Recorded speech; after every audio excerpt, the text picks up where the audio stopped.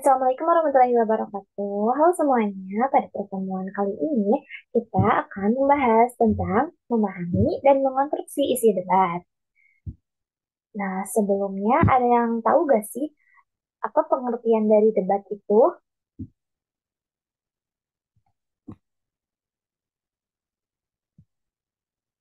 Nah, di sini ada pengertian debat menurut para ahli.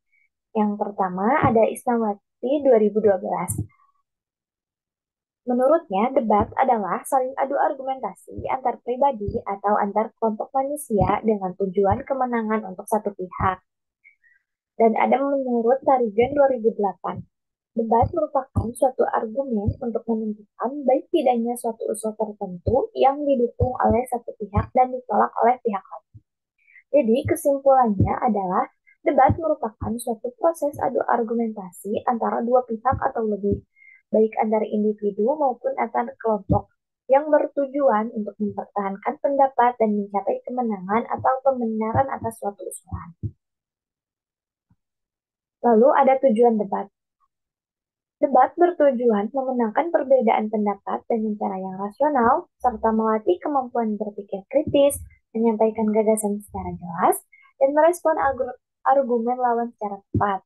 Selain itu, debat juga menjadi sarana untuk menguji kekuatan suatu gagasan dalam situasi yang terstruktur dan terarah. Lalu ada struktur debat. Yang pertama ada pembukaan. Bagian ini berisi pengantar atau pengenalan topik debat, serta memperkenalkan tim-tim yang akan berpartisipasi dalam perdebatan. Biasanya pembukaan ini dilakukan oleh moderator. Lalu ada penyampaian argumen. Setiap tim akan menyampaikan argumen mereka terkait topik debat, baik pro maupun kontra. Lalu ada sesi debat, yaitu pertanyaan dan jawaban. Tahap ini melibatkan pertukaran pertanyaan, jawaban, sanggahan, dan bantahan antar tim untuk memperkuat argumen masing-masing.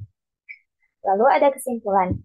Di sini setiap tim akan menyimpulkan argumen mereka dan menyatakan posisi final mereka terkait topik debat. Lalu ada penutup, yaitu moderator menutup diskusi dengan memberikan ringkasan kegiatan debat. Lalu ada unsur-unsur debat. Yang pertama ada mosi. Mosi adalah topik, isu permasalahan, atau hal yang diangkat dalam debat. Lalu ada tim. Tim terbagi menjadi tiga, yaitu ada tim afirmasi, tim oposisi, dan tim netral.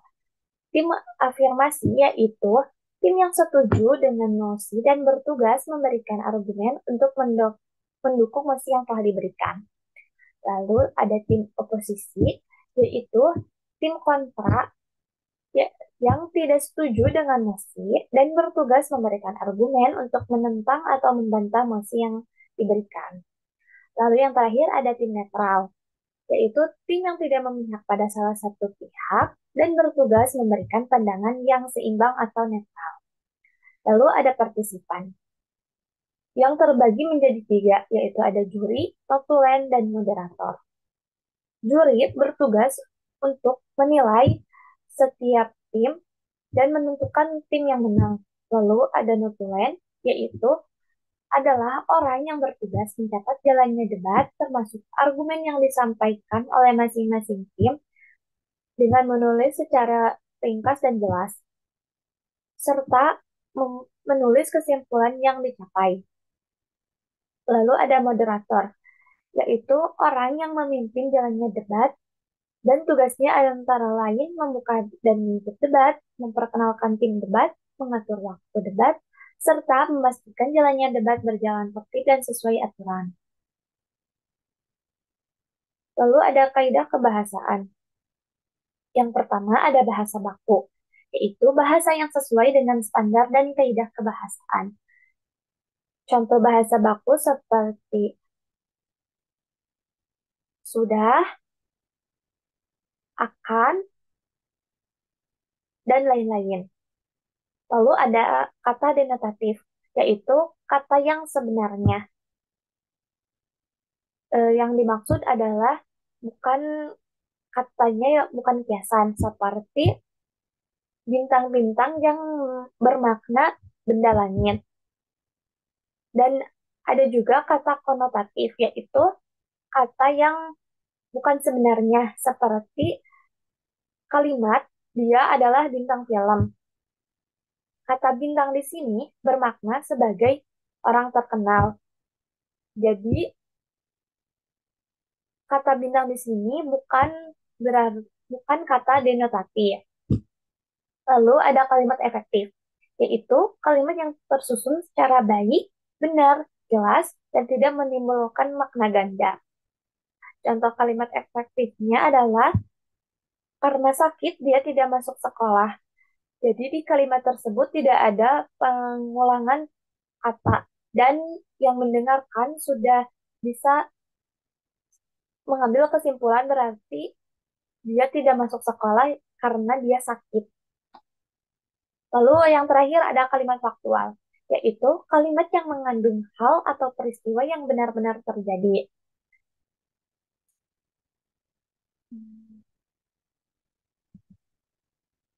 Nah, boleh kita lihat ya teman-teman contoh debat dalam video ini.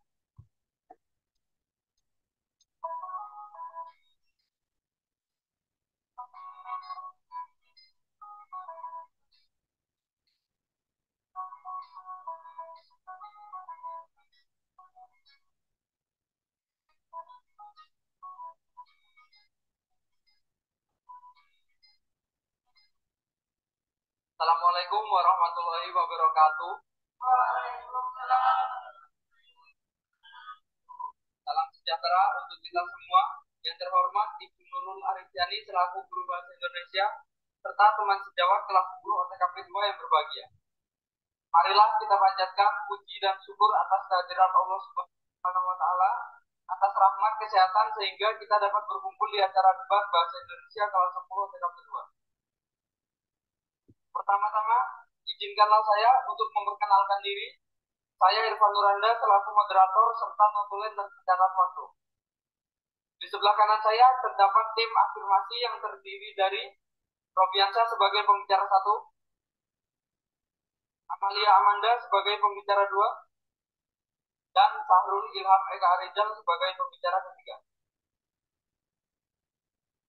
Di sebelah kiri saya terdapat tim oposisi yang terdiri dari Cindy Mailani sebagai Kita percepat aja ya teman-teman.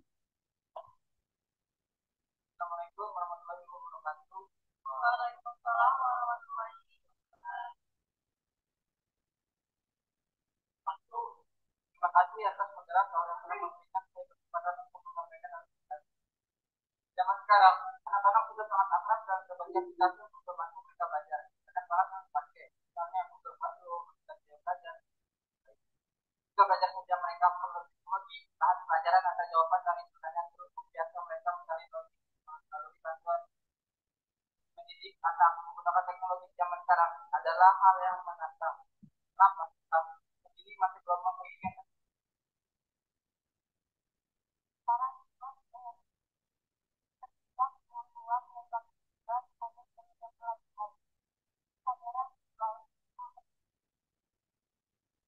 Nah, kurang lebih seperti itu contohnya. Teman-teman bisa menonton dari awal sampai akhir videonya di barcode yang tadi.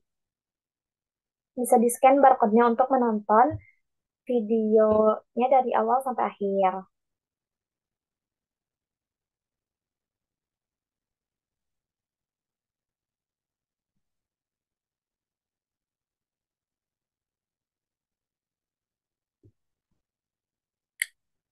Nah, jadi kesimpulannya adalah teks debat adalah sarana komunikasi yang mengutamakan penyampaian pendapat secara logis dan terstruktur dengan tujuan membandingkan sudut pandang dan melatih kecakapan berpikir kritis serta berbahasa secara argumentatif.